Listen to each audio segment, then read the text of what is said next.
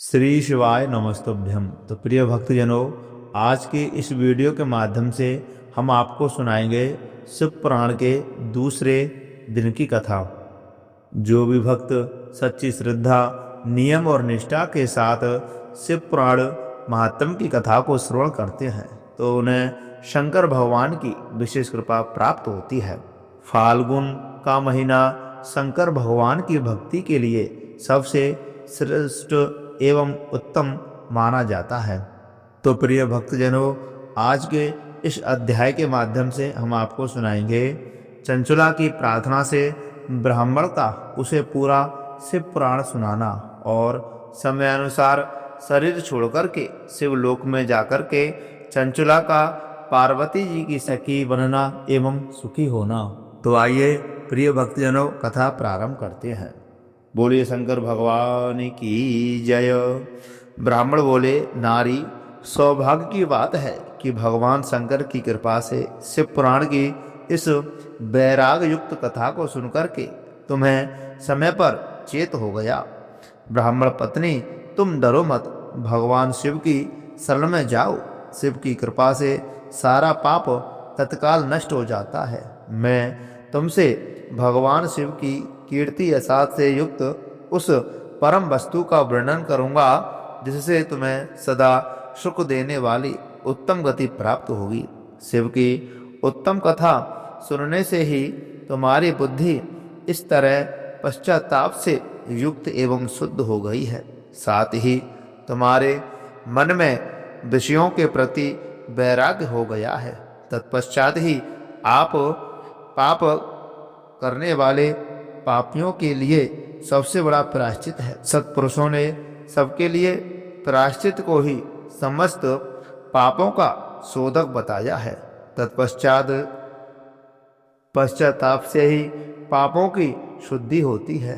जो पश्चाताप करता है वही वास्तव में पापों का प्रायश्चित करता है, क्योंकि सत्पुरुषों ने समस्त पापों की शुद्धि के लिए जैसे प्रायश्चित का उपदेश किया है वह सब पश्चाताप से संपन्न हो जाता है।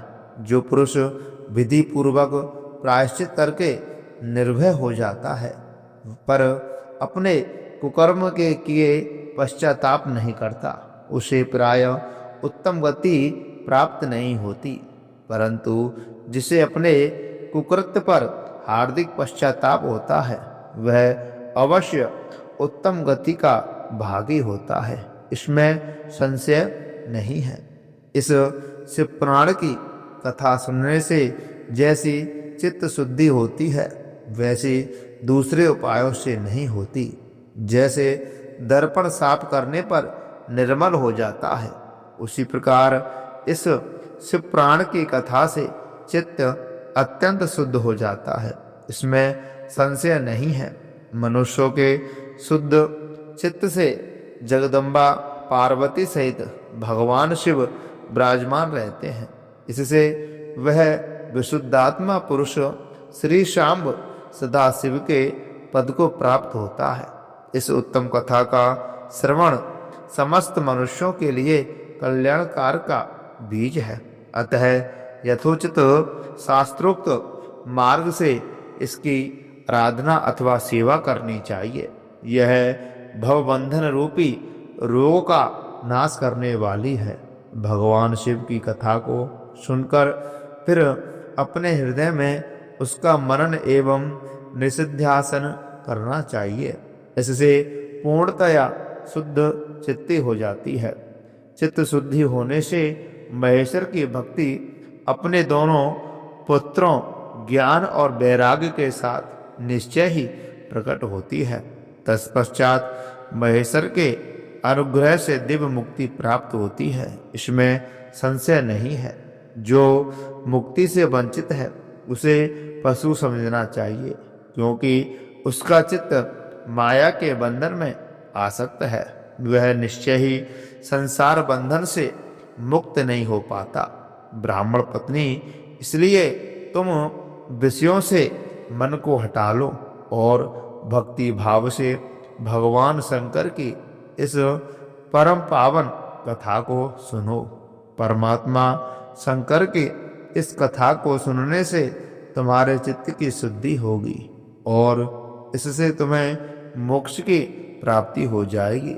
जो निर्मल चित्त से भगवान शिव के चरणार बिंदों का चिंतन करता है उसकी एक ही जन्म में मुक्ति हो जाती है।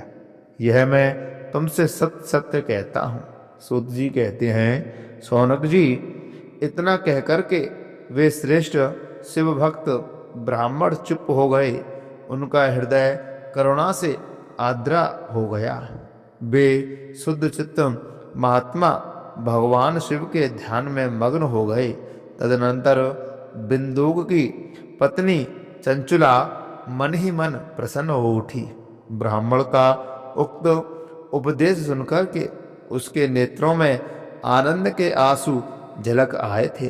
वह ब्राह्मण पत्नी चंचुला हर्ष भरे हृदय से उन श्रेष्ठ ब्राह्मणों के दोनों चरणों में गिर पड़ी और हाथ जोड़कर के बोली, मैं कृतार्थ हो गई। तत्पश्चात उठकर के वैराग युक्त उत्तम बुद्धि वाली वह स्त्री जो अपने पापों के कारण आतंकित थी, वह महान शिव भक्त ब्राह्मण से हाथ जोड़कर के गदगद वाणी से बोली।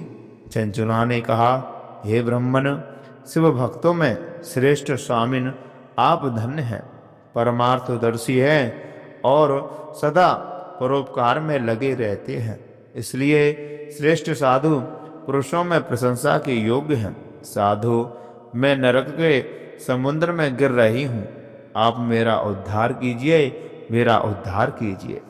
पौराणिक अर्थ तत्व से संपन्न जिस सुंदर शिव पुराण की कथा को सुनकर के मेरे मन में संपूर्ण विषयों से वैराग्य उत्पन्न हो गया, उसी इस शिव पुराण को सुनने के लिए इस समय मेरे चित्त में बड़ी श्रद्धा हो रही है। श्री सूत जी कहते हैं, ऐसा कहकर के हाथ जोड़ कर के उनका अनुग्रह पाकर के चंचुला उस शिव पुराण की कथा को सुनने की इच्छा मन में लिए उन ब्राह्मण देवताओं की सेवा में तत्पर हो गई एवं वहां रहने लगी। तदनंतर शिव भक्तों में श्रेष्ठ और शुद्ध बुद्धि वाले उन ब्राह्मण देव ने उसी स्थान पर उस स्त्री को शिव पुराण की उत्तम कथा सुनाई। इस प्रकार वह गोकर्ण नामक महाक्षेत्र में उन्हीं श्रेष्ठ ब्राह्मणों से उनसे शिव पुराण की वह परम उत्तम कथा सुनी, जो भक्ति, ज्ञान और वैराग्य को बढ़ाने वाली तथा मुक्ति प्रदान करने वाली है। उस परम उत्तम कथा को सुनकर के वह ब्राह्मण पत्नी अत्यंत कृतार्थ हो गई। उसका चित्त शुद्ध ही शुद्ध हो गया। फिर भगवान शिव के अनुग्रह से उसके हृदय में शिव के सगुण रूप का चिंतन होने लगा। इस प्रकार उसने भगवान शिव में लगी रहने वाली उत्तम बुद्धि पाकर के शिव के सच्चिदानंद में स्वरूप का बारंबार चिंतन आरंभ किया। तत्पश्चात समय के पूरे होने पर भक्ति, ज्ञान और वैराग्य से युक्त हुई चंचुला ने अपने शरीर को बिना किसी कष्ट के त्याग दिया। इतने में ही त्रिपुर शत्रु भगवान शिव का भेजा हुआ एक दिव्य विमान दूत वहां पर पहुंच गया, जो उनके अपने गणों से संयुक्त और भांति भांति के शोभा साधनों से संपन्न था। चंचुला उस विमान पर आरूढ़ हुई और भगवान शिव के श्रेष्ठ पार्षदों ने उसे तत्काल शिवपुरी में पहुंचा दिया। उसके सारे मल धुल गए। वह दिव्य रूप धारणी दिव्यांगना हो गई थी। उसके दिव्य अवयव उसकी शोभा बढ़ाते थे।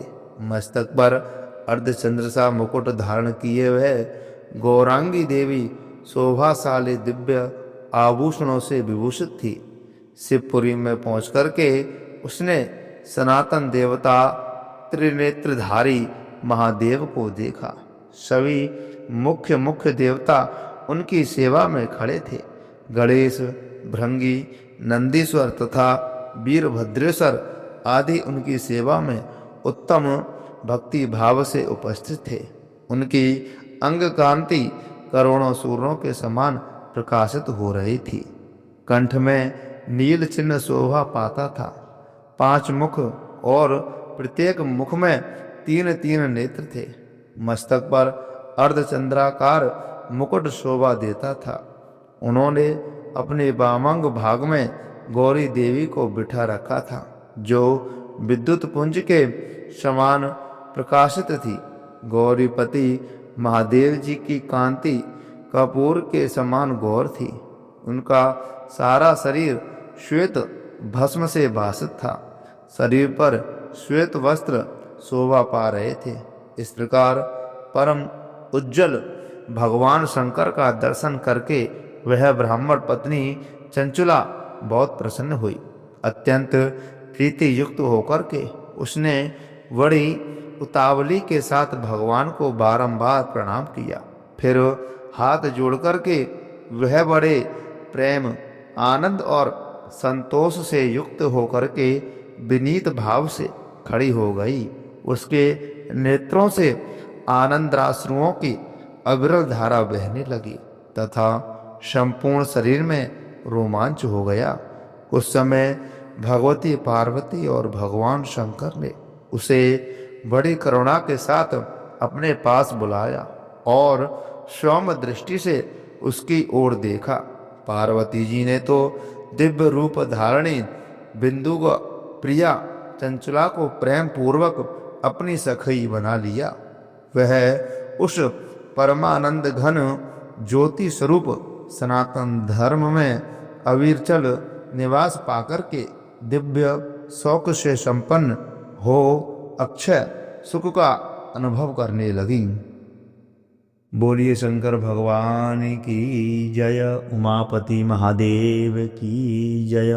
प्रिय भक्तजनों, ये रही फाल्गुन मास में सुनने वाली शिव पुराण महात्म्य की कथा। जो भी भक्त सच्ची श्रद्धा, नियम और निष्ठा के साथ शिव पुराण की कथा को श्रवण करते हैं तो उनके ऊपर एवं उनके परिवार के ऊपर शंकर भगवान की विशेष कृपा बनी रहती है। तो प्रिय भक्तजनों, इस वीडियो को ज़्यादा से ज़्यादा अपने मित्रों के पास शेयर करें, जिससे कि उन्हें भी यह कथा सुनने के लिए मिल जाए, जिससे कि उन्हें भी कुछ पुण्य धर्म की प्राप्ति हो। और वीडियो को लाइक करना बिल्कुल भी ना भूलें। कमेंट बॉक्स में शंकर भगवान की जय अवश्य लिखें और चैनल को सब्सक्राइब करना बिल्कुल भी ना भूलें। तो प्रिय भक्तजनों, जय श्री राधे, जय श्री कृष्ण, हर हर महादेव।